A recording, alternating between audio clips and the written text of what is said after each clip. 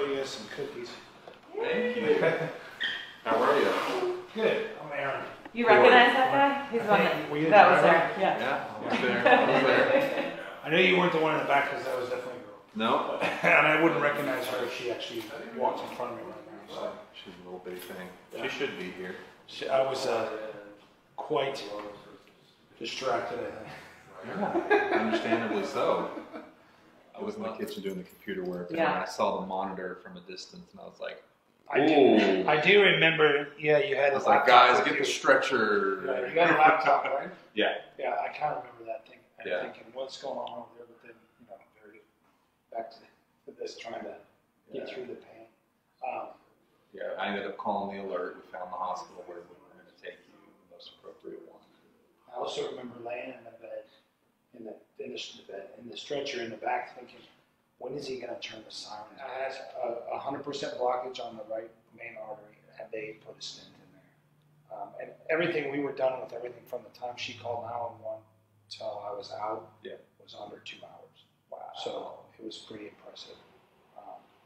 And I waited 20 minutes before I told her to dial 911, and in retrospect, I would not do that.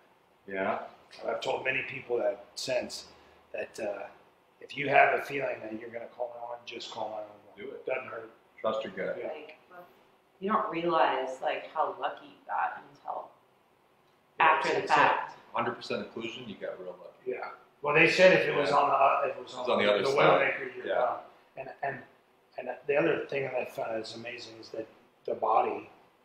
I said, well, if it's 100% black, how come I don't have something wrong, like brain damage or something? And they said that these other veins grow around it, and they were basically keeping it. I could see it, and I was like, oh man, see the part. I was like, go get the stretcher.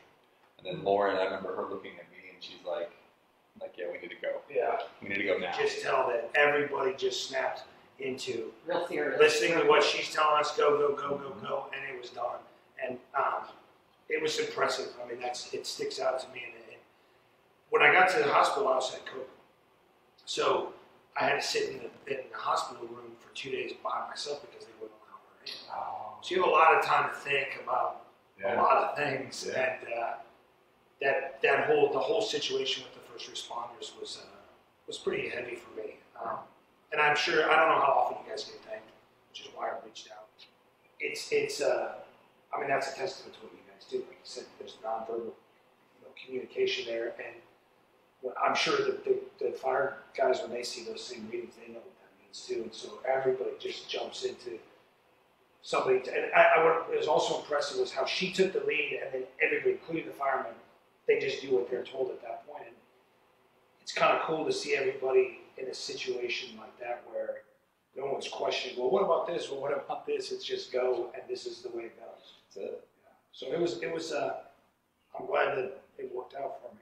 I'm glad it worked out for you. You don't work with them on a daily, but it still works. Like, because everybody. We see different crews. On most calls. Yeah. So but it's nice that it's all kind of the same format, right? Yeah. That's how we're supposed to work. Right. So we're just Hi. How are you? Yeah, so I was just saying to them, like, I would not have known if you'd walked in front of me right now. I would not know, because I didn't. At that moment, I heard your voice, and that's all I heard the rest of the way.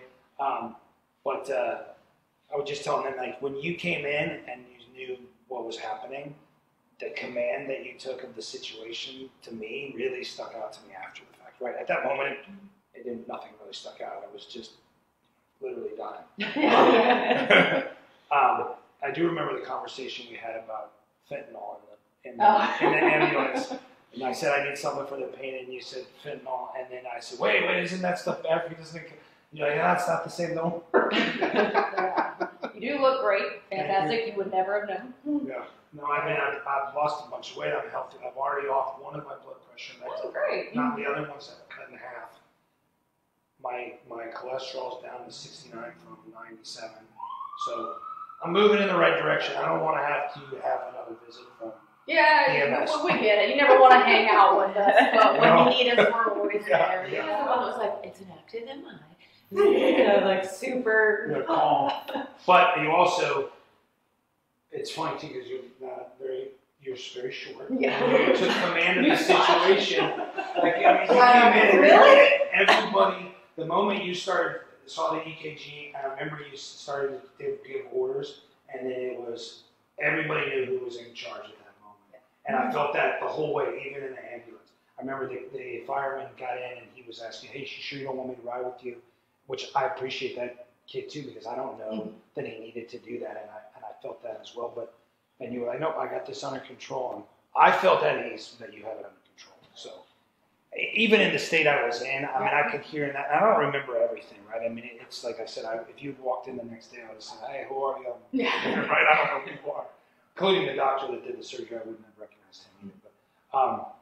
But it's obvious that the training and the work that you guys put in prior to an event, it shows when you're in that situation. There's no question, right, that what's happening.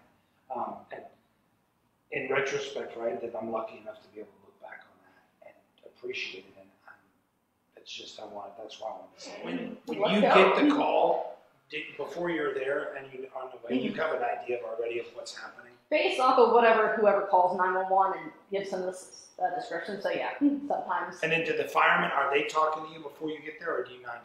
Sometimes, if they think, it's information we need to be knowing, especially if we're a little bit farther out and they know that it's going to take us a couple extra minutes to get there, they're pretty good about radioing us and saying, hey, this is what we got going on.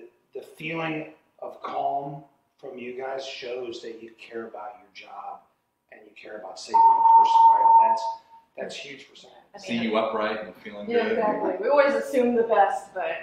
Yeah, I mean, that's got to be tough. I can't imagine doing what you do multiple times a day and not even knowing if what you did helped, right? And so yeah, maybe other people will see this on social media and help and thank you as well. I mean, I hope it's an important job, and I'm glad that you guys do it. And then to be honest, one of the worst parts that vividly sticks out in my mind is when I was being wheeled out of my own house on a stretcher. First of all, which you never want to happen. My two sons are standing there, and the last thing I see is their faces. Yeah. And that's all. Yeah. I have kids. I understand. That's tough. It's a tough moment, right? Well, I thank you. Can I give you a hug? Yes. Thank you. I appreciate it, and I hope you save lives every day.